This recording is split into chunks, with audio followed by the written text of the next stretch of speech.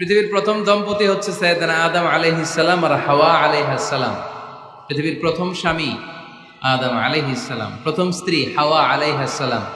ওয়া কুলনা ইয়া আদম উসকুন আনতা ওয়া যাওজুকাল জান্নাহ। আল্লাহ বললেন, আদম তুমি আর তোমার জোড়া বা তোমার স্ত্রী দুজনে মিলে জান্নাতে থাকো। তাহলে ওনারা ছিলেন স্বামী আর স্ত্রী, ঠিক কিনা? তাহলে এই দাম্পত্য সম্পর্কটা এটা জান্নাতি সম্পর্ক। কি সম্পর্ক? উত্তর দিতে হবে। দৌলতপুরের ভাইরা রাগ করছেন আমার সাথে? শীত লাগতেছে? উত্তর দেওয়া যাবে আওয়াজ করে? হ্যাঁ, আওয়াজ করে উত্তর দিবেন, মুখে তালা মেরে বসে থাকা যাবে না। তাহলে পৃথিবীর প্রথম স্বামীর নাম কি? আদম আলাইহিস সালাম। পৃথিবীর প্রথম স্ত্রী হাওয়া আলাইহাস সালাম। এই দাম্পত্য সম্পর্কটা বড় মধুর, বড় গভীর, বড্ড ভালোবাসার, ঠিক কিনা? স্বামী আর স্ত্রী, স্বামী আর স্ত্রী, এই সম্পর্কটাকে আল্লাহ তাআলা কোরআনে পোশাকের সাথে তুলনা করেছেন। কিসের সাথে? পোশাক। আরবিতে বলে লিবাস। আরবিতে কি বলে? লিবাস। আল্লাহ বলেছেন, ও নারীরা তোমরা পুরুষদের জন্য পোশাক, আর ও পুরুষেরা তোমরা নারীদের জন্য পোশাক। পড়েন সুবহানাল্লাহ। পোশাকের বেসিকলি তিনটা কাজ। কয়টা? কেউ কথা কয় না, আরো জোরে বলেন কয়টা? এখন আওয়াজ আসলো কোত্থেকে? আওয়াজ করে উত্তর দিবেন, চিল্লায় বলেন পোশাকের কাজ কয়টা? এভাবে শেষ পর্যন্ত খোঁচায় যেন সাউন্ড বের করা না লাগে, স্বপ্রণোদিত ভাবে উত্তর করবেন, ক্লাসের মতো হোক। তিনটা কাজ। এক নম্বর কাজ হচ্ছে পোশাক ইজ্জতের আবরু, লজ্জাস্থান ঢেকে রাখে, ঠিক কিনা? আমাদের লজ্জাস্থান ঢেকে রেখেছে আমাদের পোশাক। ঠিক তেমনি স্বামী তার স্ত্রীর ইজ্জত হেফাজত করে, স্ত্রী তার স্বামীর ইজ্জত হেফাজত করে, স্বামী তার স্ত্রীর চরিত্র হেফাজত করে, আর স্ত্রী তার স্বামীর চরিত্র হেফাজত করে। এজন্য আল্লাহ একে অপরের উদাহরণ দিতে যে লেবাস বা পোশাকের সাথে তুলনা দিয়েছেন। সুবহানাল্লাহ পড়েন। পোশাকের দুই নাম্বার কাজ হচ্ছে সৌন্দর্য। এই যে কত সুন্দর ডিজাইন করা, এমব্রয়ডারি করা পোশাক যখন আমরা পরি সুন্দর লাগে না? তেমনি পুরুষের চোখে নারী সুন্দর, নারীর চোখে পুরুষ সুন্দর, স্বামীর চোখে স্ত্রী সুন্দর, স্ত্রীর চোখে স্বামী সুন্দর। সুবহানাল্লাহ পড়েন। পোশাকের তিন নাম্বার কাজ হচ্ছে কমফোর্ট, আরাম দেয়া, প্রশান্তি দেয়া। শীতকালে এই যে আমরা ব্লেজার পরেছি, জ্যাকেট পরেছি, অনেকে চাদর গায়ে দিয়েছেন, কেউ মাথায় রুমাল দিয়েছেন, কেউ গলায় মাফলার দিয়েছেন, একটা উষ্ণ উষ্ণ আরাম আছে না নাই? আবার গরমের কালে পাতলা সুতি কটনের কাপড় পরলে একটা আরাম আছে না নাই? তাহলে পোশাক পরলে যেমনি আমাদের দেহ প্রশান্ত হয়, আরাম পাওয়া যায়, তেমনি স্বামী স্ত্রীর স্পর্শ পেলে সে আরাম পায়, তার হৃদয়টা প্রশান্ত করে দেয় কে? আবার স্ত্রী স্বামীর সঙ্গ পেলে তার মধ্যে প্রশান্তি এনে দেয় কে? এজন্য রব্বুল আলামিন বলেন, হুন্না লিবাসুল লাকুম ওয়া আনতুম লিবাসুল লাহুন্না। ও দুনিয়ার নারীরা, তোমরা হলে পুরুষদের জন্য পোশাক, পুরুষ হলো নারীদের জন্য পোশাক। সুবহানাল্লাহ পড়েন। পোশাক যেমনি ইজ্জত আবরুর হেফাজত করে, তেমনি স্বামী স্ত্রী একে অপরের ইজ্জত হেফাজত করে। পোশাক যেমনি সৌন্দর্য বাড়ায়, স্বামীর চোখে স্ত্রী সুন্দর, স্ত্রীর চোখে স্বামী সুন্দর। পোশাক যেমনি আরাম দেয়, স্বামী তার স্ত্রীর স্পর্শ পেলে, স্ত্রী তার স্বামীর স্পর্শ পেলে হৃদয়ে প্রশান্তি অনুভব করে, ঠিক কিনা? এজন্য দাম্পত্য জীবন, এখানে স্বামীও আছে স্ত্রীও আছে, ইংরেজিতে বলে কাপল, কাপল লাইফ। এই বিশ্ব সভ্যতা নির্মাণে নারী পুরুষ, স্বামী স্ত্রী দুইজনেরই অবদান আছে না নাই? এজন্য সুনানে তিরমিজির বর্ণনায় আল্লাহর হাবিব সাল্লাল্লাহু আলাইহি ওয়াসাল্লাম বললেন, আন-নিসাউ শাকাইকুর রিজাল। নারীরা হচ্ছে পুরুষের কাউন্টার পার্ট, নারীরা হচ্ছে পুরুষের পার্টনার, সহকর্মী, সহযোগী। এই বিশ্ব সভ্যতা নির্মাণে শুধু পুরুষদেরই অবদান নাই, নারীদের অবদান আছে না নাই? এজন্য কাজী নজরুল ইসলাম অসাধারণ লিখেছে, এ বিশ্বে যা কিছু মহান চিরকল্যাণকর, অর্ধেক তার করিয়াছে নারী, অর্ধেক তার নর। তার মানে নর নারী, স্বামী স্ত্রী দুইজনেরই অবদান এই মানব সভ্যতায় আছে না নাই? এই সম্পর্কটাকে আল্লাহ লেবাসের সাথে তুলনা করলেন, মেটাফরিক্যালি, রূপক ভাবে আল্লাহ পোশাকের সাথে তুলনা করলেন। পোশাক যেমনি গায়ের সাথে লেগে থাকে, পোশাক যেমনি চামড়ার সাথে মিশে থাকে, স্বামী স্ত্রীর সম্পর্কটাও এরকম একাকার, মিলেমিশে ভালোবেসে একাকার। স্বামী স্ত্রীর রিলেশনশিপ সম্পর্কটা অনেকটা হাত আর চোখের মতো। হাত ব্যথা পেলে চোখ দিয়ে পানি ঝরে, আবার চোখ দিয়ে পানি ঝরলে হাত সেই পানি মুছে দেয়, ঠিক কিনা? তাহলে সম্পর্কটা কেমন যেন হাত আর চোখের মতো। হাত কেটে গেলে পানি পড়ে কোন দিক দিয়ে? চোখ দিয়ে পানি ঝরে। আবার চোখ দিয়ে পানি ঝরলে চোখের পানি মোছার জন্য হাতের দরকার আছে না নাই? তাহলে একেবারে মিলেমিশে একাকার সুখী দাম্পত্য জীবন। স্বামী স্ত্রী এই জান্নাতি সম্পর্কটাকে কিভাবে উপভোগ করবে, কিভাবে একে অপরের সাথে ডিলিংস করবে, আচরণ করবে, এ ব্যাপারে কোরআন এবং সুন্নায় আমাদের জন্য গাইডলাইন দেয়া আছে না নাই? আমরা গাইডলাইন নিব কোরআন থেকে। কোত্থেকে? কোরআন থেকে আর সুন্নাহ থেকে। কারণ এই কোরআন আর সুন্নাহ আমাদেরকে সঠিক জীবন দর্শন শিখায়, কিভাবে এই পৃথিবীতে চললে পৃথিবীতেও সুখ আবার আখেরাতেও সুখ, এর সব দিক নির্দেশনা কোরআনে আছে না নাই? তাহলে এই যে স্বামী স্ত্রীর দাম্পত্য জীবন, এক্ষেত্রে প্রত্যেককে আল্লাহ তাআলা কিছু দায়িত্ব দিয়েছে। আজকে দায়িত্বগুলোর ব্যাপারে আমরা শুনব। স্ব স্থানে থেকে প্রত্যেকেই, স্বামী যদি স্বামীর দায়িত্ব পালন করে, স্ত্রী যদি স্ত্রীর দায়িত্বটুকু পালন করে, তাহলে দাম্পত্য জীবনটাকে জান্নাতি দাম্পত্য সুখ দিয়ে ভরে দিবে কে? আল্লাহ। আমাদের প্রত্যেকের দাম্পত্য জীবন সুখী হোক, সমৃদ্ধ হোক, আমরা চাই কি চাই না? অনেকে বলে হুজুর সুখ নাই, সুখ নাই, ঘরের ভেতরে গেলেই জাহান্নাম। আহা, কথা শোনে না আমার। আবার স্ত্রীরা বলে হুজুর দোয়া করবেন, পরকিয়া করে, খালি এসএমএস পাঠায়, আমারে ভাল লাগে না, এখন এখন অন্যদিকে ঘুরে। এরকম আসরা নাই? দুই দিক থেকে অভিযোগ। বোনদের জন্য কোনো প্যান্ডেল ট্যান্ডেল আছে নাকি আজকে? হ্যাঁ, দিনের বেলা সমাবেশ ছিল তো, এটা হয়ে গেছে তো মাইকের সাউন্ড নিশ্চয়ই। এই এদিকে উঠছে কে? টান দেন এদেরকে ধরে, টানেন টানেন, টাইনা বসান বসান, টান দেন টান দেন, হুজুরে ধরেন, হুজুরে ধরেন। ধরতে পারেন নাই হুজুরে? ধরছেন? হ্যাঁ, টান দেন। এই তো, টাইনা বসান। এদিকে তাকান, এদিকে হয়েছে, হ্যাঁ বসাই দিচ্ছে। এইভাবে চলবে একেবারে শেষ পর্যন্ত। উঠলে খবর আছে। শুরুতে সুযোগ দিয়েছি, সুযোগ নেন নাই। তো আমরা প্রথমে স্বামীর দায়িত্ব শুনবো।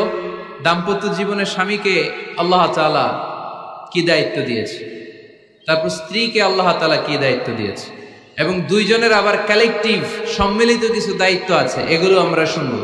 শুনতে রাজি আছেন তো? কষ্ট হচ্ছে আপনাদের? আচ্ছা, এই বাম দিকটা আমাকে কষ্ট দিয়েই যাচ্ছে, খালি আওয়াজ, কথা। একটু থামছে আবার শুরু। কেন? আমার দিকে তাকান। আরেকজনকে থামতে বলছে কি আপনার? এই থামো থামো, এগুলো বলেন কেন? আপনি থামেন, তাহলে তো হয়ে গেল। হ্যাঁ, আবার আমার সাথে কথা বলেন, আপনি চুপ। তো প্রথমে আমরা সম্মিলিত দায়িত্বের কথা শুনবো। সম্মিলিতভাবে আল্লাহ স্বামী স্ত্রী দুইজনকেই কিছু দায়িত্ব দিয়েছে, যে দায়িত্বটা দুইজনের উপরই বর্তায়। এরপরে শুনবো স্বামীকে আল্লাহ কিছু দায়িত্ব দিয়েছে, এটা শুনবো। এরপরে স্ত্রীকে কিছু দায়িত্ব দিয়েছে। আল্লাহর কসম, এই দায়িত্বগুলো যদি স্বামী স্ত্রী সম্মিলিতভাবে পালন করে, এক একটা ঘরকে আল্লাহ জান্নাতি পরিবার বানায় দিবে, সুখী সমৃদ্ধ জান্নাতি দম্পতি বানায় দিবে।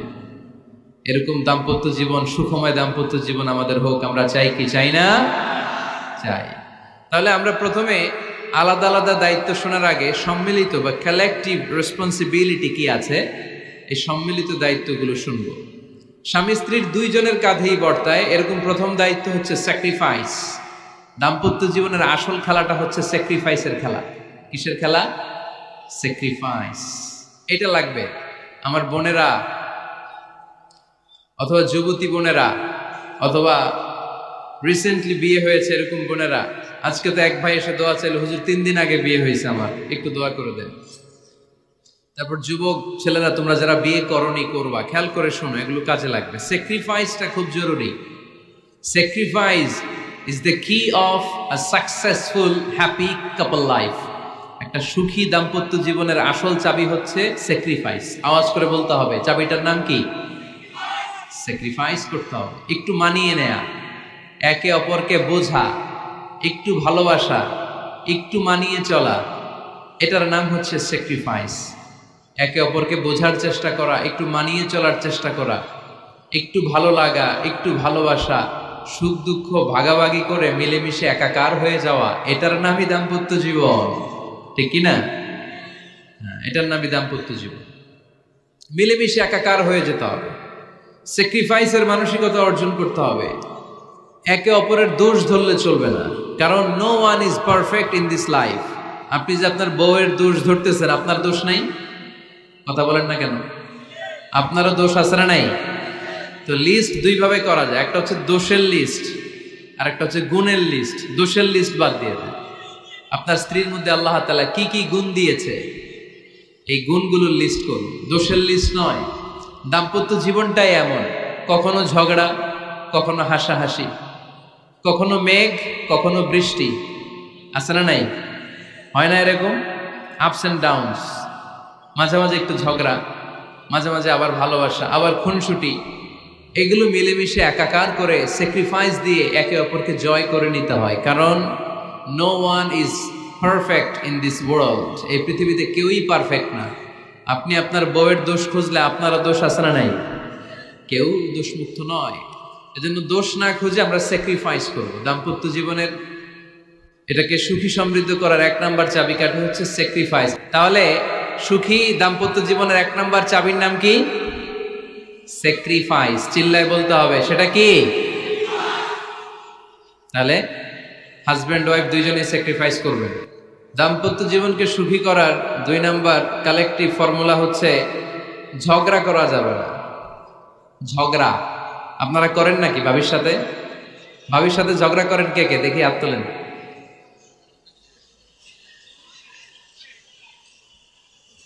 এদিকে সব আল্লাহর ওলি, এরা ঝগড়া টগড়া করে না। আপনি করেন? এই সাহসী সন্তান আছে কিছু, মাশাআল্লাহ। ঠিক আছে, বেশি করেন না আবার। হ্যাঁ ঠিক আছে, ঠিক আছে, তোমরাও করো, বুঝছি, আপনারাও করেন। ওকে, না ঝগড়া করা যাবে না। একজন ঝগড়া শুরু করলে আরেকজন চুপ থাকতে হবে। দুইজনই ঝগড়া করলে, দুইজন রেগে গেলে ঝামেলা আসরা নাই। স্বামী রেগে গেলে স্ত্রী চুপ, স্ত্রী কখনো রেগে গেলে স্বামী চুপ, দুইজনই রেগে গেলে তৃতীয় বিশ্বযুদ্ধ। ঠিক কিনা? এই জন্য ঝগড়া করতে দেয়া যাবে না। কারণ এই ঝগড়া, সামান্য ঝগড়া থেকে এই ঝগড়া বাড়তে বাড়তে এটা বিচ্ছেদের দিকে গড়ায়, ডিভোর্স হয়ে যায়। এরকম কত কেস যে আমার কাছে আসে, কত কেস যে আমার কাছে আসে যে হুজুর ছোট্ট ঝগড়া থেকে আমাদের মধ্যে ঝগড়া বাড়তে বাড়তে ইগো প্রবলেমের কারণে বিচ্ছেদে গড়ায়। আর এই ঝগড়া একটু শুরু হলে ইবলিশ শয়তানের কাজ হচ্ছে পালে বাতাস দেয়। কি দেয়? পালে বাতাস পেলে এটা দাউ দাউ করে উঁচু হয়ে ওঠে। আগুনের মধ্যে যেমনি কেরোসিন ঢাললে দাউ দাউ করে জ্বলে, সামান্য ঝগড়ার ছোতা পেলে ইবলিশ শয়তান খালি দাউ দাউ করে এই ঝগড়ার আগুনকে জ্বালিয়ে দেয়। ঠিক কিনা? এই জন্য ঝগড়া করবেন না, মেহরবানি করে ঝগড়া শুরু করবেন না। যে কোনো মূল্যে এই ঝগড়াকে থামায় রাখতে হবে। তো ফ্যামিলিতে ঝগড়া অনেক সময় হয়ে যায়, কিন্তু একজন ঝগড়া করলে আরেকজন চুপ থাকতে হবে। ঝগড়া নিয়ে একটা মজার গল্প আছে, শুনবেন? বিশৃঙ্খলা করলে তো গল্প শোনানো যাবে না, একেবারে চুপ। আমার দিকে তাকান, তাকিয়েছেন? ঝগড়া নিয়ে যে গল্পটা, সেটা হচ্ছে এক স্বামী ওয়াজ শুনে বাড়িতে গেছে রাত 11টায়। বাড়ির কাছাকাছি যেতে না যেতে স্ত্রীর আবার স্বভাব হচ্ছে রাতের খাবারটা স্বামীর সাথে একসাথে খায়, আলাদা খায় না। তো বাড়ির সামনে যেই স্বামী ফোন দিছে ওয়াইফকে, এই শুরু করার আগে দরজাটা খোলো, আমি চলে আসছি। তো ওয়াইফ এসে দরজা খুলে দিছে। এবার স্বামী ঘরে ঢুকে বলে, শুরু করার আগে রাতের খাবারটা দিয়ে দাও টেবিলে, খেয়ে ফেলি। স্ত্রী বেচারি ডাইনিং টেবিলে খাবার দিয়েছে, হাজব্যান্ড বেচারা ওয়াশরুম থেকে ফ্রেশ হয়ে ডাইনিং টেবিলে বসেছে, স্ত্রীও বসেছে। তো খুব বড্ড গরম। হাজব্যান্ড বলে, শুরু করার আগে ফ্যানটা ছাড়।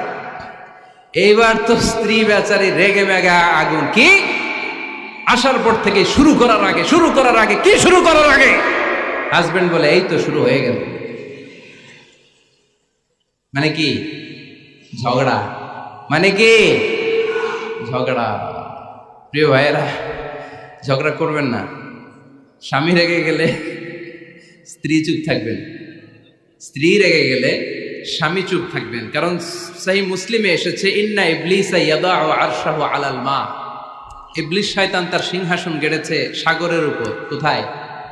ইবলিসের সিংহাসন কোথায়? সাগরের উপর। সুম্মা ইয়াবআসু সারায়াহু, সে প্রতিদিন সকালবেলা তার সাঙ্গপাঙ্গরে গোটা পৃথিবীতে পাঠায়, যা পৃথিবীতে ফাসাদ সৃষ্টি কর, ফাসাদ সৃষ্টি কর। ইবলিস যখন সাঙ্গপাঙ্গদেরকে গোটা পৃথিবীতে ছড়িয়ে দেয়, সারাদিন ধোকা দেওয়ার পরে, ওয়াসওয়াসা দেওয়ার পরে, রাত্রিবেলা ইবলিসের কাছে ফিরে আসে, এসে বলে, ও ইবলিস, আমি আজকে আল্লাহর বান্দাদেরকে দিয়ে মিথ্যা কথা বলিয়েছি। ইবলিস বলে, এটা তো কোনো ব্যাপারই না, এগুলাই তো তোদের কাজ। আরেক শয়তান বলে, আমি ওজনে কম দিয়েছি একজনের মাধ্যমে বাজারে। ইবলিস বলে, এটাও তেমন বড় কোনো কাজ নয়।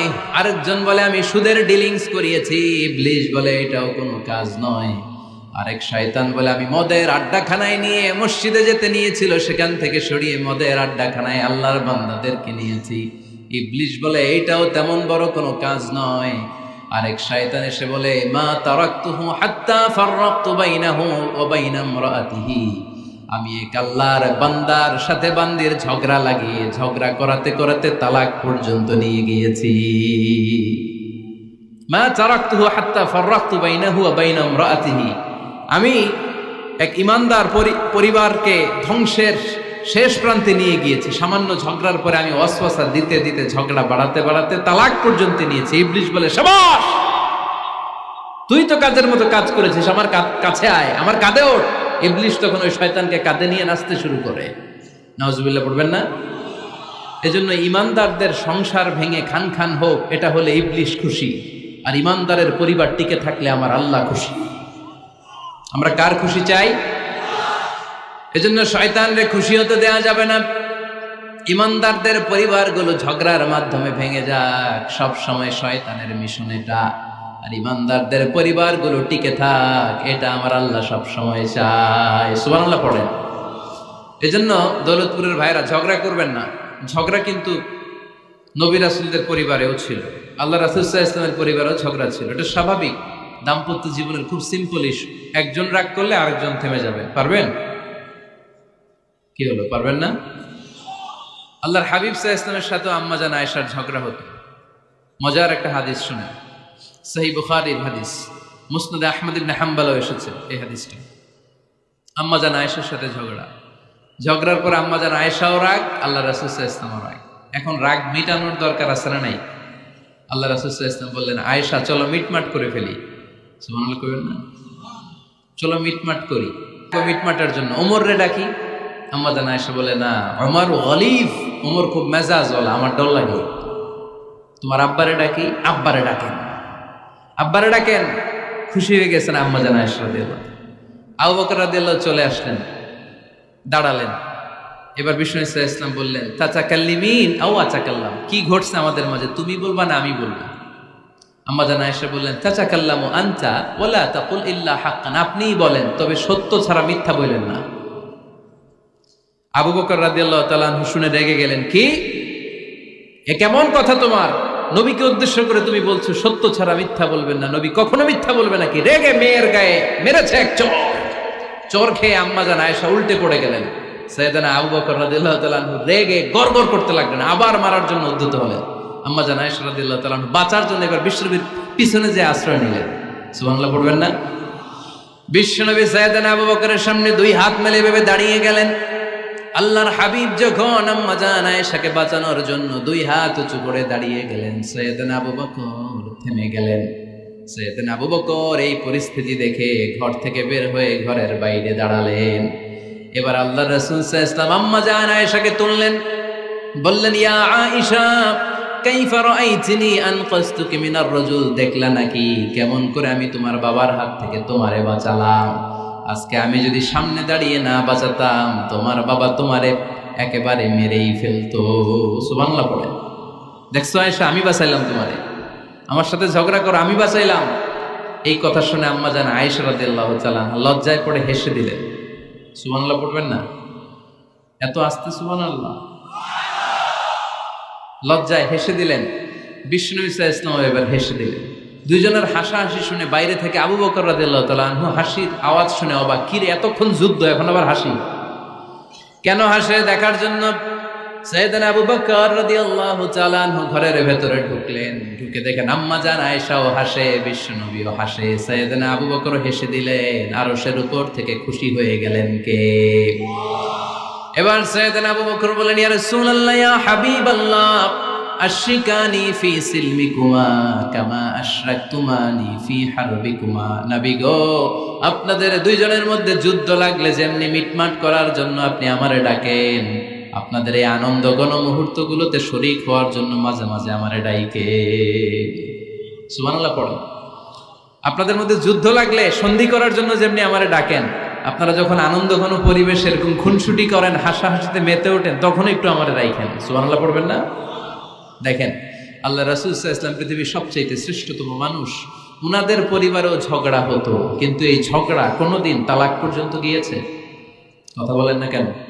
আল্লাহর হাবিব সাল্লাল্লাহু আলাইহি ওয়াসাল্লাম তার কোন স্ত্রীকে তালাক দিয়েছেন? প্রায় আম্মা জান আয়েশার সাথে রাগারাগি হতো। আল্লাহর হাবিব সাল্লাল্লাহু আলাইহি ওয়াসাল্লাম বলতেন, আয়েশা কখন তুমি রেগে থাকো সেটাও আমি জানি, কখন তুমি আমার উপর খুশি থাকো সেটাও আমি জানি। ইয়া আয়েশা ইন্নী লা আ'লামু ইযা কুনতি আন্নী রাদিয়া ওয়া ইযা কুনতি আলাইয়া গাদবা। আয়েশা কখন রেগে থাকো তাও বুঝি, কখন খুশি থাকো তাও বুঝি। আম্মা জান আয়েশা বললেন, ইয়া রাসূলুল্লাহ কেমনে বোঝেন? বিশ্বনবী বললেন, তোমার দোয়ার বাক্যগুলো শোনো বুঝি।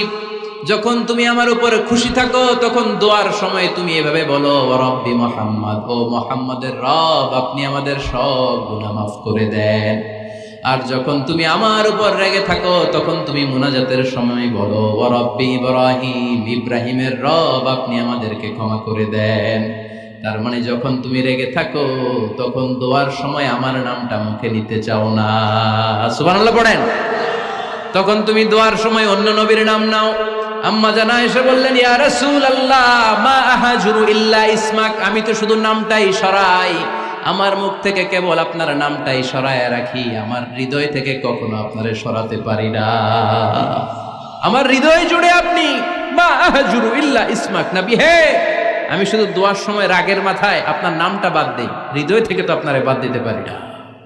সুবহানাল্লাহ বলবেন না? তার মানে নবীদের ফ্যামিলি তো ঝগড়া এগুলো হতো, কিন্তু এটা তালাক পর্যন্ত গড়াতো না, ঠিক কিনা? তাহলে এখন থেকে আমাদের এই স্লোগান নিতে হবে যে ঝগড়া করলেও আমরা ডিভোর্সের দিকে যাব না। পারা যাবে? আর একজন রেগে গেলে আরেকজনকে চুপ থাকতে হবে। ভাবি রেগে গেলে আপনি চুপ, পারবেন? পারবেন না? ইনশাআল্লাহ। এই যারা বিয়ে করে না এরা ইনশাআল্লাহ, আর বাকিরা চুপচাপ। আওয়াজ করে পড়েন না ইনশাআল্লাহ। তাহলে প্রথমে স্যাক্রিফাইস, তারপর ঝগড়া করা যাবে না। 3 নাম্বার, দাম্পত্য জীবনের কোনো গোপন কথা অন্যের কাছে শেয়ার করা যাবে না। হাদিসে এসেছে, এটাকে বলা হয়েছে আ'যামুল আমানা, এটা সবচেয়ে বড় আমানত। যারা দাম্পত্য জীবনের একান্ত বিষয় কারোর সাথে শেয়ার করে তারা সবচেয়ে বড় কবিরা গুনাহ করে।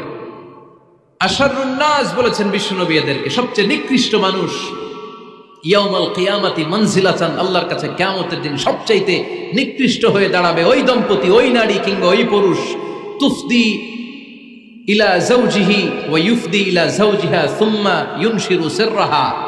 তারা একান্ত সময়ে ফিজিক্যাল ইন্টিমেসিতে যা করে এটা পরে মানুষের কাছে বলে বেড়ায়, এরকম আছে না নাই? খবরদার, এটা বড় কবিরা গুনাহ। অনেক বোনরা একসাথে হলে দাম্পত্য জীবনের বিভিন্ন গোপন বিষয় নিয়ে কথা বলে, আছে না নাই? অনেক পুরুষরা একে অপরের সাথে, বন্ধুদের সাথে বিভিন্ন বিষয় নিয়ে শেয়ার করে, এটা এমন ওইটা এমন, এগুলো বলা যাবে? আসিবাউ হারাম। দাম্পত্য জীবনের সব বিষয়, স্বামীর সব বিষয় স্ত্রীর কাছে আমানত, স্ত্রীর সব বিষয় স্বামীর কাছে আমানত রেখেছে কে? দাম্পত্য জীবনের এই প্রাইভেট লাইফের কোনো কিছু কিয়ামত পর্যন্ত অন্যের কাছে প্রকাশ করাকে হারাম ঘোষণা করে দিয়েছে কে? এজন্য খবরদার আমার বোনেরা, একসাথে মহিলারা হলে পেটের কথা পিঠের কথা সব বের করে দেয়, আছে না নাই? কিছু থাকে না, সব বের হয়ে যায়। খবরদার, সব বললেও দাম্পত্য জীবনের কোনো কথা শেয়ার করা যাবে?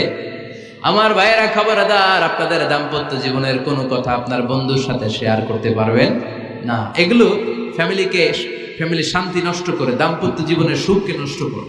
তাহলে 3 নাম্বার, প্রাইভেসি বজায় রাখবেন, এটা দুজনেরই দায়িত্ব। 4 নাম্বার, অহেতুক সন্দেহ পরিহার করুন। অনেক স্ত্রী আছে হাজবেন্ডের খালি সন্দেহ করে, এই ওদিকে তাকাই লাগেন, ওই মেয়ের দিকে তাকাই লাগেন, মোবাইল দেখি, মোবাইল দাও, ফেসবুকের পাসওয়ার্ড দাও, ঢুইকা দেখি মেসেঞ্জারে কার সাথে চ্যাট করছে, এই অফিসের ফাইল দেখি, এই এটা দেখি, এই তোমার ইনবক্স চেক করবো, এদিকে দাও। আছে না নাই? এই সন্দেহ ঘরটারে জাহান্নামের টুকরা বানিয়ে ছেড়েছে। অহেতুক সন্দেহ করবেন না।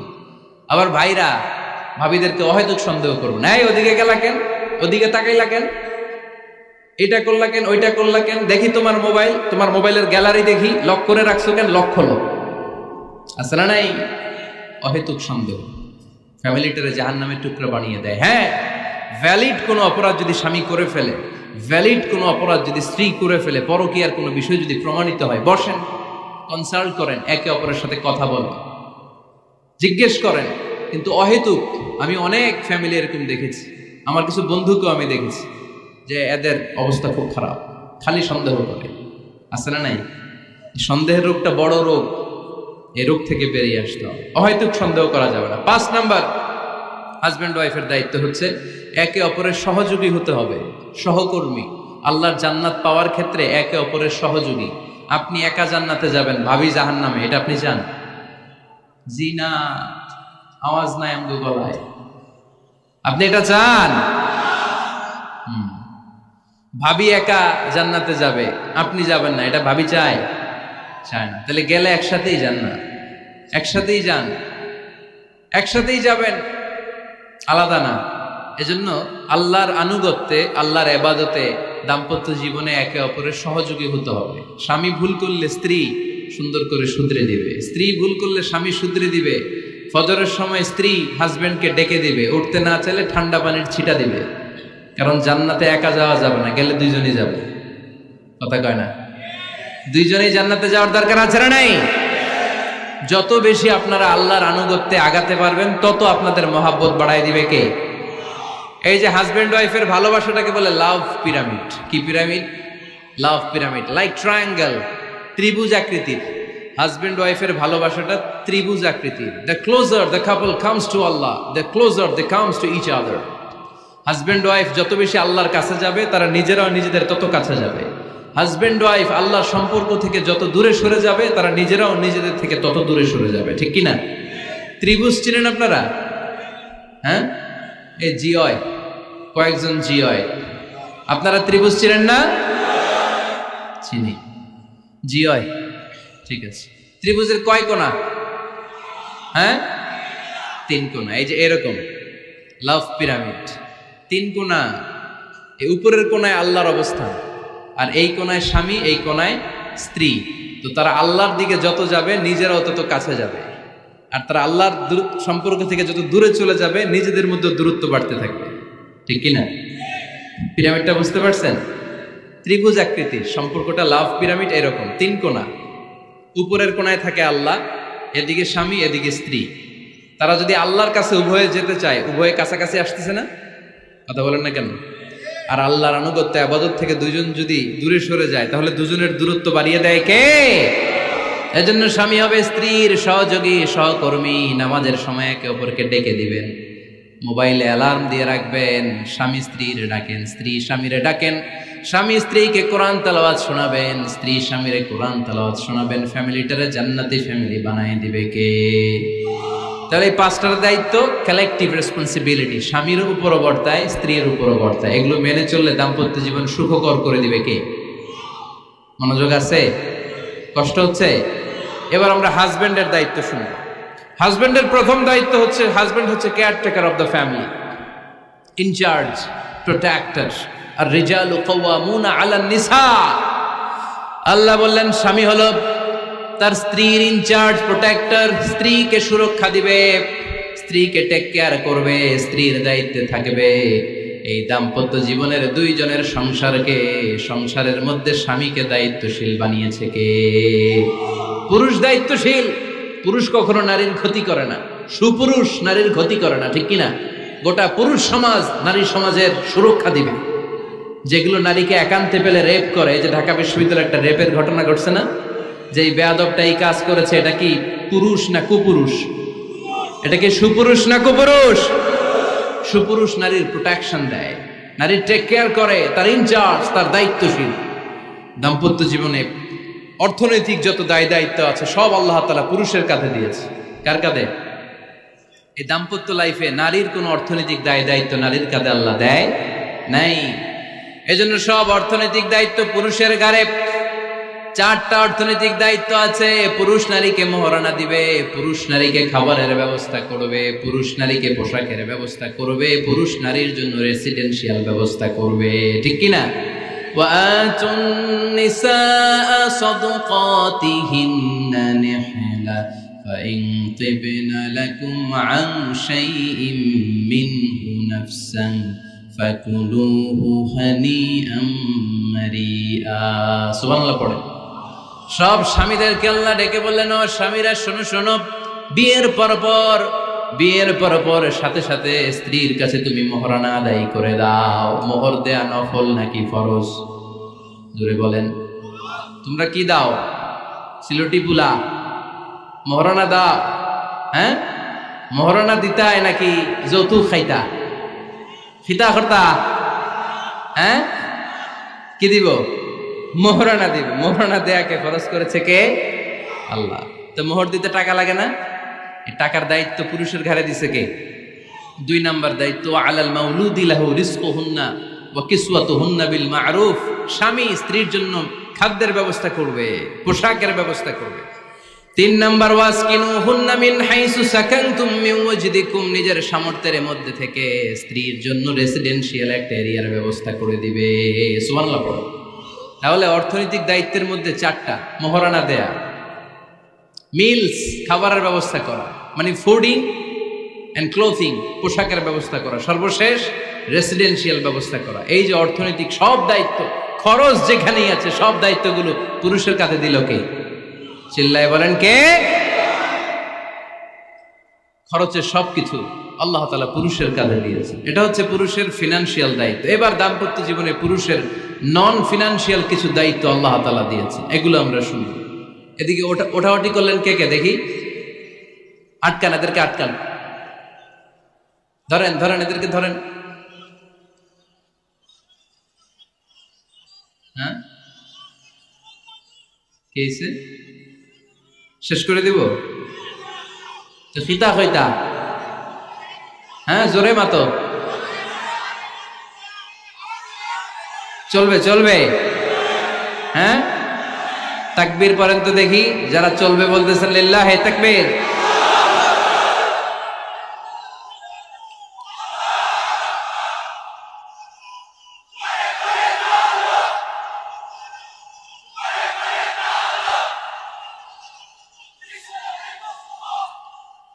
মাশাআল্লাহ মাশাআল্লাহ। এবার দাম্পত্য জীবনে নন ফিনান্সিয়াল পুরুষের যে দায়িত্ব আছে সেটা আমরা শুনবো। 1 নাম্বার দায়িত্ব হচ্ছে স্বামীর উচিত স্ত্রীর সাথে ভালো আচরণ করা। ভালো আচরণ করেন তো আপনারা? জি হয়। এই শুধু উনি করে, বাকিরা খিতা কর্তা, মারামারি কর্তা নেই, খিতা কর্তা। হ্যাঁ, সালাম দিবেন, স্ত্রীকে কি দিবেন? আল্লাহ বললেন, ওয়া আশিরুহুন্না বিল মা'রুফ। স্ত্রীর সাথে কোমল ভাষায়, ভালো শব্দে, ভালো বাক্যে ভালো কথা বলো। স্ত্রীর সাথে খারাপ আচরণ করো না। স্ত্রীকে দেখলে তুমি মুচকি হাসি দাও। অনেক স্বামী আছে কখনো স্ত্রীকে দেখলে মুচকি হাসি দেয় না, চেহারাটা বাংলা পাসের মতো এরকম করে রাখে। আছে না নাই? দৌলতপুরের লোকের অবশ্য অনেক ভালো। এই যে সবার মুখে হাসি, মুচকি হাসি। হাসেন তো, মুচকি হাসি দেন তো একটা। আওয়াজ করলে মুচকি হাসি হয় নাকি? এটা মুচকি হাসি, দাঁত দেখা যাবে না, সাউন্ড হবে না, শুধু এখানে একটু এক চিলতে হাসির একটা ঝলক পড়বে, এটার বলে মুচকি হাসি। কানা রাসূলুল্লাহ সাল্লাল্লাহু আলাইহি ওয়াসাল্লাম আকসারু তাবাসসুমান। আল্লাহর হাবিব সাল্লাল্লাহু আলাইহি ওয়াসাল্লাম সব সময় মুচকি হাসতেন। অনেকে আছে চেহারা গোমরা করে রাখে, জীবনেও হাসে না, এরকম আছে না নাই? দেখছেন এরকম আছে? এলাকায় তো নাই না? আছে। হাসবেন হাসবেন। মুচকি হাসতে পয়সা লাগে না, পয়সা লাগে? এজন্য হাসবেন। আল্লাহর হাবিব সাল্লাল্লাহু আলাইহি ওয়াসাল্লাম বলেছেন, ফাস্তাউসু বিন-নিসাই খায়রা। নারীর সাথে ভালো আচরণ করো। নারীদেরকে বাঁকা পাঁজরের হাড় দিয়ে তৈরি করা হয়েছে।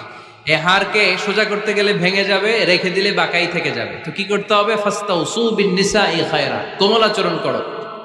আবার আল্লাহর হাবিব সাল্লাল্লাহু আলাইহি ওয়াসাল্লাম বললেন রিফকাম বিল কাওয়ারিদ, নারীদেরকে কাচের তৈজসপত্র বাসনের সাথে, গ্লাসের সাথে আল্লাহর হাবিব সাল্লাল্লাহু আলাইহি ওয়াসাল্লাম তুলনা করলেন।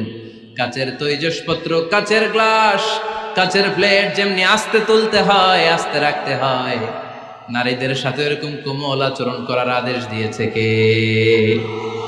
কাচের গ্লাস, তৈজসপত্র, জগ কিভাবে রাখেন আপনারা? খুব জোরে এরকম থপাস করে নাকি? উঠানোর সময় থপাস করে উঠান? খুব স্মুথলি এটা ধরতে হয়, স্মুথলি এটা রাখতে হয়। তেমনি নারীদের সাথেও স্মুথলি আচরণ করবেন। নারীদেরকে যত আপনি কোমল মোলায়েম ভাষায় কথা বলতে পারবেন, তারা তত আপনার কথা শুনবে। যত সুন্দর সুন্দর কথা, নারীকে, স্ত্রীকে বলবেন তুমি আমার সব, তুমি আমার কৈতরি, তুমি আমার টুনটুনি, তুমি আমার ময়না পাখি, তুমি আমার সোনা পাখি। ওই যে কয় কলিজা, তার মানে প্র্যাকটিস চলে বাসায়। আর কি ডাকেন? ভাবিরে কি ডাকেন বলেন? জান।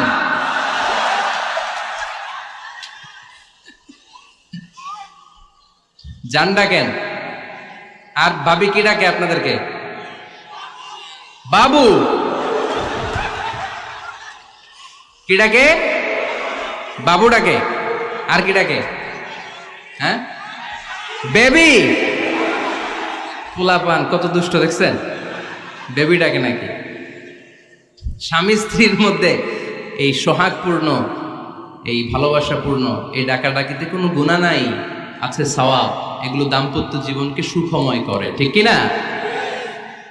তাহলে স্ত্রীদের সাথে কোমল আচরণ করতে হবে, 1 নাম্বার দায়িত্ব। 2 নাম্বার দায়িত্ব, স্ত্রীর সেক্সুয়াল ডিজায়ারকে ফুলফিল করতে হবে।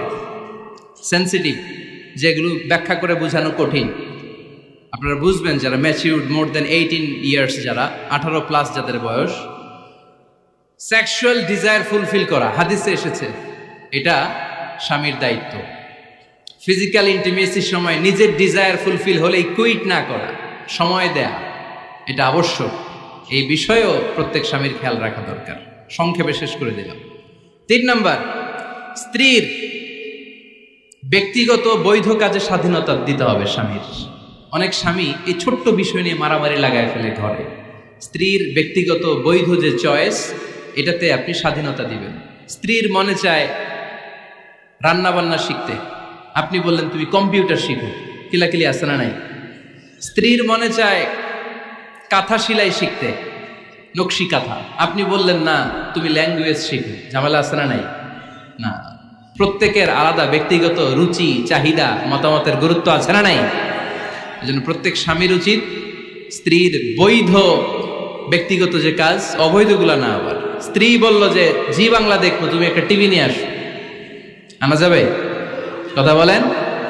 স্ত্রী বলল চলো 1 বৈশাখে আমরা নাচানাচি করব, তুমি আর আমি মিলে, এটা মানা যাবে না।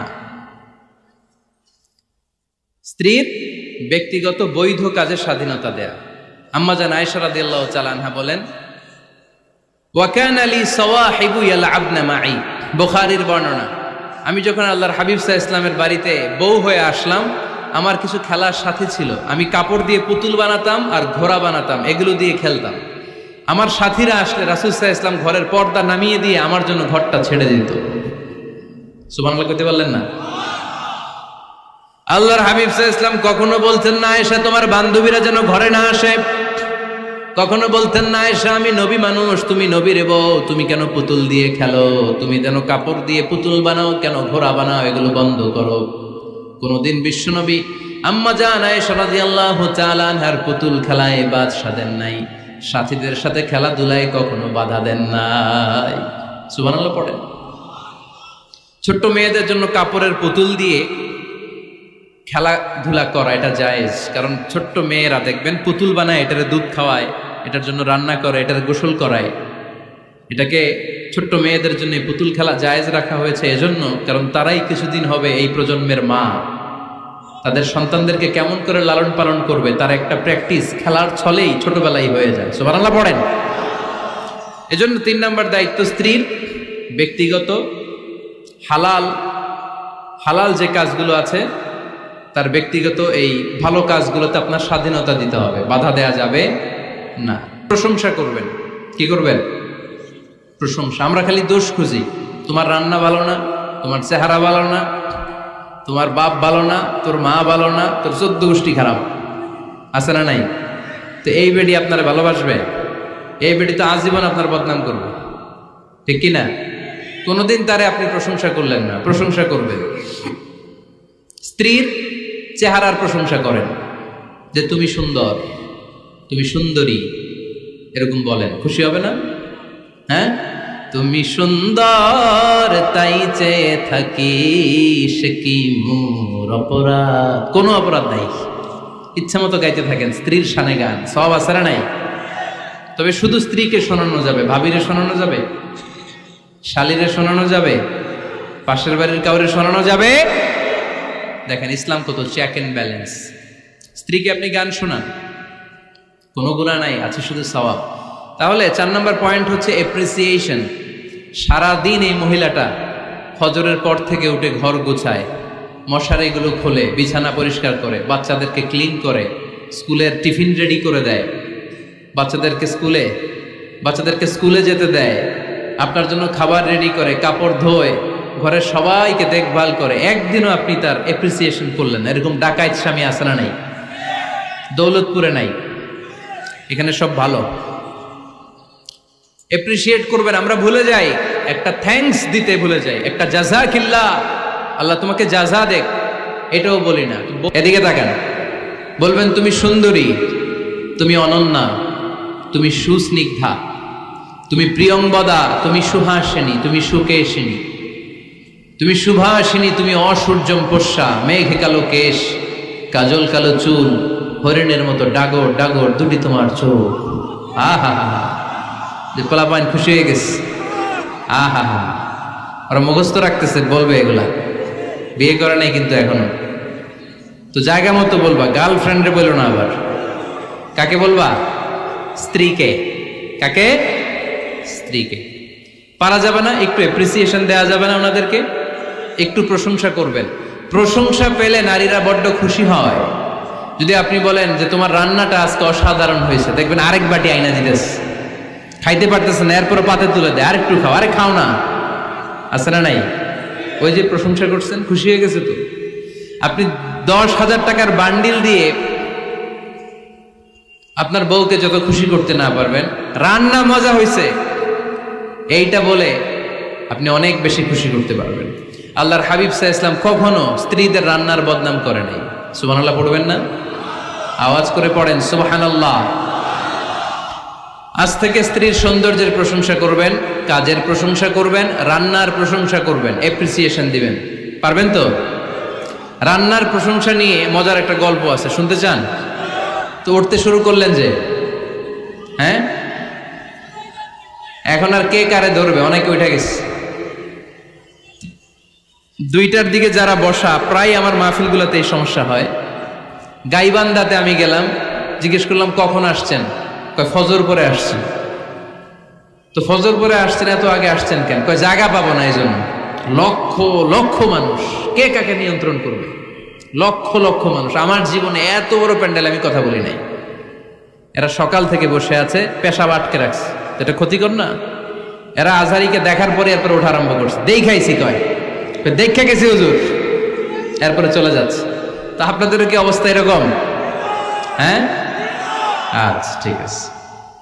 তো রান্নার প্রশংসা নিয়ে যে মজার গল্পটা আপনাদের শোনাতে চাই, এদিকে তাকান, মনোযোগী হন। আমার ওয়াজ শুনে এক লোক মনে মনে নিয়ত করছে যে আয় রে, জীবনে তো রান্নার প্রশংসা করলাম না, আজকে রান্নার প্রশংসা করব। তো মাহফিল শেষে বাসায় গেছে, স্ত্রী তাকে খাবার দিয়েছে, স্বামী খাবার খায় আর মিটি মিটি হাসে। স্ত্রী বলে, এই মাহফিল শুনে আসছো, রাত বাজে 12টা, খাচ্ছ ভালো কথা, হাসো কেন? তো স্বামী বলে, হাসি এর কারণ হচ্ছে তোমার রান্নাটা আজকে এত মজা হয়েছে না, জীবনে, আজকে বাড়াই বাড়াই পেতেছে তো, জীবনে এত মজার রান্না খাই নাই। রান্না মজা হয়েছে শুই না। স্ত্রী তো রেগে গেছে, কি গত 10 বছর ধরে তোমারে রান্না করে খাওয়াই, একদিনও রান্নার প্রশংসা করলা না। আর আজকে পাশের ঘরের ভাবি একটু গরুর গোশতের তরকারি পাঠাইছিল বাটিতে করে। পাশের ঘরের ভাবি একটু আমাদের বাড়িতে তরকারি পাঠাইছিল, তো ওই তরকারি দিয়েই তোমাকে খাবার দিছি। আজকে রান্না টান্না আমি করি নাই। তো ওই বেটির রান্না তোমার এত ভাল লাগছে, এই 10 বছরে একদিনও কইলা না, আজকে এটা কইলা খাও খাও, তোমার মজার খাওয়া, আর রান্ধুম না। তো প্রশংসা করলে বুঝে শুনে করবেন, একটু এনশিওর হবেন যে রান্নাটা করছিল কে। তা না হইলে কিন্তু ঘরে চুলায় আগুন জ্বলবে না, টানা রোজা রাখা লাগবে, ঠিক কিনা? তো 4 নাম্বার গেল এপ্রিসিয়েশন, একটু এপ্রিসিয়েশন দিবেন। আল্লাহর হাবিব সব সময় স্ত্রীদের প্রশংসা করতেন। সেই বুখারীর বর্ণনা, আল্লাহর হাবিব বলেন, ইন্না ফাদলা আয়েশা আলান নিসা কাফাদলিস সারিদ আলা সাইরিত তাআম। আরব ভূখণ্ডের মধ্যে সব খাবারের উপরে সারিদ খাবার যেমনি সেরা, দুনিয়ার সব নারীদের মধ্যে আমার আয়েশা তেমনি সেরা। সারিদ একটা খাবার আছে। আমি যখন মিশরে পড়তাম আল আজহার ইউনিভার্সিটিতে, আমাদের ইউনিভার্সিটিতে সরকারের পক্ষ থেকে সরকারিভাবে খাবার দেয়া হতো। আমাদের খাবারের খরচ বহন করতেন ওমানের সুলতান কাবুস। এই গত 3-4 দিন আগে ইন্তেকাল করেছেন। নাম শুনছেন আপনারা? প্রায় 40 বছরেরও বেশি মনে হয়, 45 বছর বা 50 বছরের লম্বা সময় উনি ওমানের প্রেসিডেন্ট ছিলেন। উনি আমাদের খাবারের খরচটা বহন করতেন। কিছুদিন আগে ইন্তেকাল করেছেন। আমরা ওনার জন্য দোয়া করি, আল্লাহ তাআলা এই সুলতান কাবুসের জীবনের গুনাহগুলো মাফ করে নিক, ওনার সমস্ত খেদমত আল্লাহ কবুল করে নিক। তো আমাদের আল আজহার ইউনিভার্সিটির হোস্টেলে ঈদের দিন একটা খাবার দিত, এটার নাম ছিল সারিদ। রুটি আর গোশত এগুলোকে ম্যাশড করে একটা স্তর বানাতো, এটা কেটে কেটে আমাদেরকে দিত। এটাকে বলে সারিদ। আরব দেশে সবচেয়ে দামি খাবার। আমাদের দেশে যেমনি পোলাও, গরুর রেজালা, রোস্ট, এগুলো খুব উন্নত খাবার ধরা হয়, বিয়েতে সার্ভ করা হয়। আরব দেশে ওইটাকে বলে সারিদ, শ্রেষ্ঠ খাবার। আল্লাহর হাবিব বললেন, সব খাবারের মধ্যে যেমনি সারিদ সেরা, নারীকুলের মধ্যে তেমনি আমার আয়েশা সেরা। দেখেন কেমনে এপ্রিসিয়েট করতেন। আম্মা জান আয়েশাকে তিনি সব সময় আদর করে হামায়রা বলে ডাকতেন। হামায়রা মানে লাল সুন্দরী বউ। কি সুন্দরী? আম্মা জান আয়েশা রেগে গেলে গাল দুটো আনার ফলের মতো লাল হয়ে যেত, এজন্য ডাকতেন, ও আমার লাল সুন্দরী বউ। সুবহানাল্লাহ কইতে পারলেন না? আবার আম্মাজান খাদিজাতুল কুবরা তাহেরা রাদিয়াল্লাহু তাআলা আনহার ব্যাপারে বলতেন, ইন্নী ক্বাদ রুজিকতু হুব্বাহা। সহিহ মুসলিমের বর্ণনায় তিনি বলতেন, খাদিজার ভালোবাসা আল্লাহ তাআলা আমার হৃদয়ে রিজিক হিসেবে দিয়েছে। আওয়াজ করে পড়েন আল্লাহু আকবার। তো এইজন্য এপ্রিসিয়েট করবেন। 5 নাম্বার হচ্ছে আপনার ভালোবাসা স্ত্রীকে প্রকাশ করুন। এক ছাদের নিচে আজীবন বসবাস, 20 বছর হয়ে গেছে এদের সংসার, একদিনও মুখ ফুটে বলতে পারে নাই তোমারে ভালোবাসি। পারছেন? হ্যাঁ, কে কে পারছেন? দেখে হাত তোলেন। হাত অর্ধেক তুলে আবার নামায়, ভেজাল আছে, ঠিক কিনা? ভালোবাসি বলছিলেন? কারে বলছিলেন? ভাবিকে না গার্লফ্রেন্ডকে? হ্যাঁ, স্ত্রীকে বলবেন। নিজের স্ত্রীকে বলবেন আই লাভ ইউ। কি বলবেন? কথা বুঝে না বোধহয়। কি বলবেন? সবাই বলেন। কি বলবেন? মুরব্বী একজনও কয় না, কয় এতদিন কইছি না, অহনো কম না। তিরমিজির বর্ণনা দেখেন, বিশ্বনবী যে আই লাভ ইউ বলতো তার দলিল শুনেন। সাহাবারা জিজ্ঞেস করলেন, ইয়া রাসূলুল্লাহ, মান আহাব্বুন নাস ইলাইক, ও নবী কারে সবচেয়ে বেশি ভালোবাসেন? Who do you love the most? নবী কাকে সবচেয়ে বেশি লাভ করেন আপনি? সাহাবারা প্রশ্ন করলেন, ইয়া রাসূলুল্লাহ কাকে লাভ করেন বেশি? আল্লাহর হাবিব সাল্লাল্লাহু আলাইহি ওয়াসাল্লাম বললেন, আয়েশা, আয়েশা রে। সুবহানাল্লাহ কইবেন না? সাহাবারা বললেন, ওয়ামিনার রিজাল, পুরুষদের মধ্যে কারে বেশি পছন্দ করেন? বিশ্বনবী বললেন, আবুহা, আয়েশার বাবা রে। সাইয়েদনা আয়েশা রাদিয়াল্লাহু তাআলা আনহার বাবার নাম কি? আবু বকর। কি নাম? আবু বকর। আল্লাহর হাবিব সাল্লাল্লাহু আলাইহি ওয়াসাল্লাম বললেন, সবচেয়ে বেশি লাভ করি আয়েশাকে। সাহাবারা বললেন, ওয়ামিনার রিজাল, পুরুষদের মধ্যে কারে বেশি লাভ করেন? আল্লাহর হাবিব সাল্লাল্লাহু আলাইহি ওয়াসাল্লাম বললেন, আয়েশার বাবা রে। সুবহানাল্লাহ পড়েন। আম্মা জান আয়েশাকে বিশ্বনবী এত ভালোবাসতেন। আম্মা জান আয়েশা পেয়ালার যেইখানে ঠোঁট লাগিয়ে দুধ পান করতেন, বিশ্বনবী পেয়ালার ওই জায়গাটা খুঁজে খুঁজে ওই জায়গায় ঠোঁট লাগিয়ে দুধ পান করতেন। আম্মা জান আয়েশা রাদিয়াল্লাহু তাআলা না গোশত খেয়ে হাড্ডি চষে হাড্ডিটা রেখে দিলে বিশ্বনবী আম্মা জান আয়েশার চষা হাড্ডিটা মুখে নিয়ে আবার চষতে শুরু করে দিতেন। পড়েন সুবহানাল্লাহ। দুইজন একসাথে এক বালতি থেকে পানি নিয়ে গোসল করতেন। পড়েন আল্লাহু আকবার। তাহলে এভাবে ভালোবাসা প্রকাশ করতে পারবেন তো? 6 নাম্বার স্বামীর দায়িত্ব হচ্ছে গৃহস্থলী ছোটখাটো যে কাজ আছে এই কাজগুলোতে হেল্প করা। আমরা অনেক সময় এগুলোর লজ্জা মনে করি। আল্লাহর হাবিব সাল্লাল্লাহু আলাইহি ওয়াসাল্লাম আমাদের মডেল। আল্লাহর হাবিব সাল্লাল্লাহু আলাইহি ওয়াসাল্লাম ঘরের কাজে সাহায্য করতেন। আপনারা এইভাবে ওটা শুরু করলেন? হ্যাঁ, বউকা বসেন বসেন বসেন, শেষ করে দিচ্ছি আর 10 মিনিট, বসেন। আল্লাহর হাবিব সাল্লাল্লাহু আলাইহি সাল্লাম ঘরের কাজে সাহায্য করতেন। আপনারা ঘরের কাজে সাহায্য করেন তো? আম্মা জান আয়েশা বলেন বিশ্বনবী নিজ হাতে জুতা সেলাই করেছেন, নিজ হাতে জামা সেলাই করেছেন। মুসনাদে আহমদ ইবনে হাম্বলের বর্ণনা, আল্লাহর রাসূল সাল্লাল্লাহু আলাইহি ওয়াসাল্লাম দুধ খেতে মন চাইলে নিজ হাতে ছাগলের দুধ দহন করেছেন। সুবহানাল্লাহ। নিজে আটার খামির বানাতেন, আম্মা জান আয়েশা চুলায় সেকা দিতেন। আবার আম্মা জান আয়েশা রাদিয়াল্লাহু তাআলা আনহা আটার খামির বানাতেন, বিশ্বনবী এটা চুলায় সেকা দিতেন। সুবহানাল্লাহ পড়ে। দুধ খেতে চাইলে নিজ হাতে বিশ্বনবী ছাগির ওলান থেকে দুধ দহন করে আম্মা জান আয়েশার কাছে এনে দিয়ে দিতেন। সুবহানাল্লাহ পড়ে। তাহলে ঘরের কাজে সহায়তা করবেন, ঘরের কাজে সহায়তা। 7 নাম্বার হালাল এন্টারটেইনমেন্ট, হালাল বিনোদন। এটা ইসলাম জায়েজ রেখেছে। অনেকে আমরা বিনোদনটাকে হারাম মনে করি, এরকম আছে না নেই? হ্যাঁ, বিনোদন 2 ধরনের, একটা হারাম এন্টারটেইনমেন্ট আর একটা হচ্ছে হালাল এন্টারটেইনমেন্ট। আম্মা জান আয়েশা রাদিয়াল্লাহু তাআলা আনহাকে নিয়ে মরুভূমিতে দৌড়াদৌড়ি করতেন। ভাবির সাথে দৌড়াদৌড়ি করছেন কারা কারা? দেখি হাত তোলেন। হ্যাঁ, দৌড়াদৌড়ি করছেন কোথায়? যৌতুকের লাগে হেতেরে দৌড়াইছেন? হেতি বাসাল্লাই দিছে দৌড়, এই দৌড়াদৌড়ি না। আম্মা জান আয়েশা রাদিয়াল্লাহু তাআলা আনহার সাথে বিশ্বনবী মরুভূমিতে দৌড়াদৌড়ি করেছেন। বলেছেন আয়েশা দেখো কে কার আগে ওই খেজুর বাগান ধরতে পারে, তুমি আগে না আমি আগে। একবার বিশ্বনবী জিতলেন, তার 7 বছর পরে প্রথমে আম্মা জান আয়েশা রাদিয়াল্লাহু তাআলা আনহা ওই দৌড়ে জিতলেন। তার 7 বছর পরে বিশ্বনবী জিতে আম্মা জান আয়েশাকে হারায় দিলেন। পড়েন সুবহানাল্লাহ। ঈদের দিন আম্মা জান আয়েশাকে হাবাসি সাহাবাদের তীর আর বল্লম দিয়ে যে খেলা চলতেই খেলা দেখাতেন। সুবহানাল্লাহ পড়েন। বিশ্বনবী খেলা দেখাতেন আম্মা জান আয়েশাকে।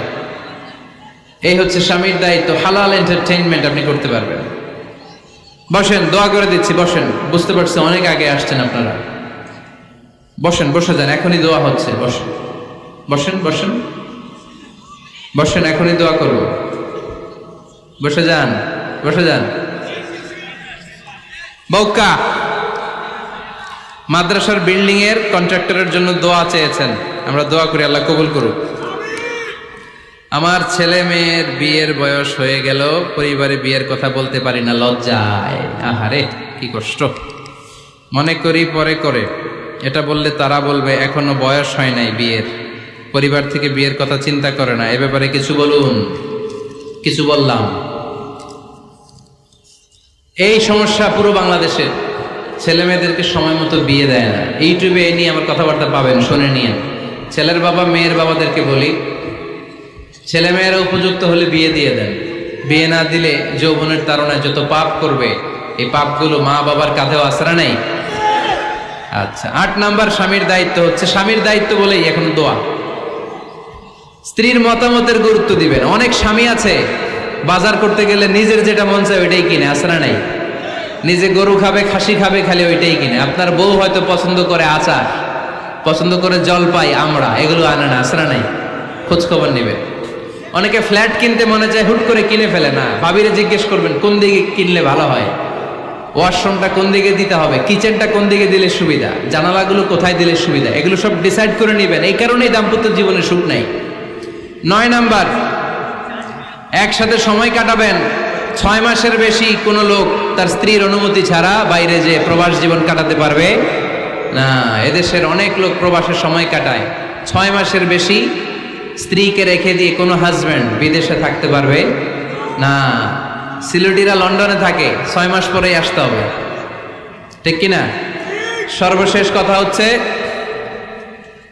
স্ত্রীর জন্য দোয়া করবেন। স্বামীর পক্ষ থেকে স্ত্রীর জন্য দোয়া, এটার গুরুত্ব আছে না নাই? বিশ্বনবী তার স্ত্রীর জন্য দোয়া করতেন। স্ত্রীর জন্য দোয়া করবেন, রব্বানা হাব লানা মিন আজওয়াজিনা ওয়া যুররিয়াতিনা কুররাতা আ'য়ুন ওয়াজআলনা লিল মুত্তাকিনা ইমামা। ও আল্লাহ, আমার স্ত্রীদেরকে, আমার সন্তানদেরকে আমার চক্ষু শীতলকারী বানিয়ে দেন। পড়েন আমিন। আল্লাহ আমার স্ত্রীকে এমন বানান, স্ত্রীকে দেখলেই যেন আমার হৃদয়টা প্রশান্ত হয়, আমার চোখ যেন জুড়িয়ে যায়। এই 10টা দায়িত্ব স্বামীর সুখী দাম্পত্য জীবনের জন্য। স্ত্রীর দায়িত্ব আজকে বলার সুযোগ হলো না, অন্য কোথাও অন্য কোনো মাহফিলে এই বিষয় নিয়ে আলোচনা করব, যে একটা সুখী দাম্পত্য জীবনের জন্য স্ত্রীকে আল্লাহ কি দায়িত্ব দিয়েছে। এই দায়িত্বগুলো আপনারা ইউটিউব থেকে শুনে নেবেন। আপনারা সবাই ভালো থাকুন, সুস্থ থাকুন, সুন্দর থাকুন।